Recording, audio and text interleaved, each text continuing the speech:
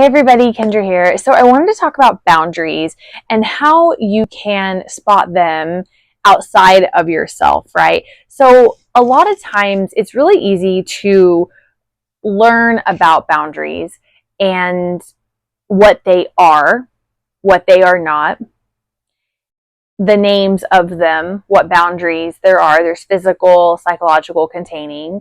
You can learn about the ways that boundaries can be, right? Rigid, porous, flexible, those kind of things. I have an excerpt in my book about it, 47 Simple Wellness Tips to the Body, Mind, and Soul. It's on Amazon. The link is below.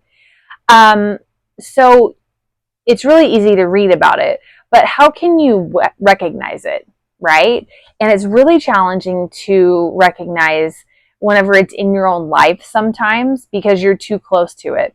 So I say a really great way to do this is to watch movies and shows. And when you're watching those movies and shows, name the boundaries that are being crossed. You can even see a boundary being crossed, like that was a boundary crossing.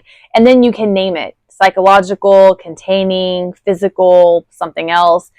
Is the person being really porous, rigid, or are they being flexible? Flexible would be like really not a boundary crossing, right? Because that's kind of like the healthy version of a boundary is being flexible.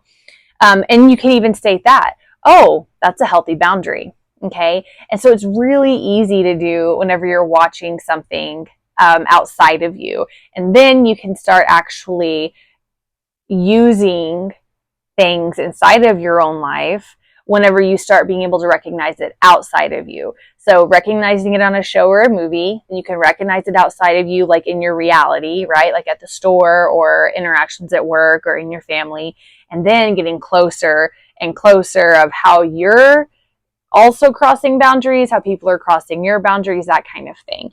A really great show to watch where there's a lot of boundary crossing is Rizzoli and Isles. Lots of boundary crossing in that show.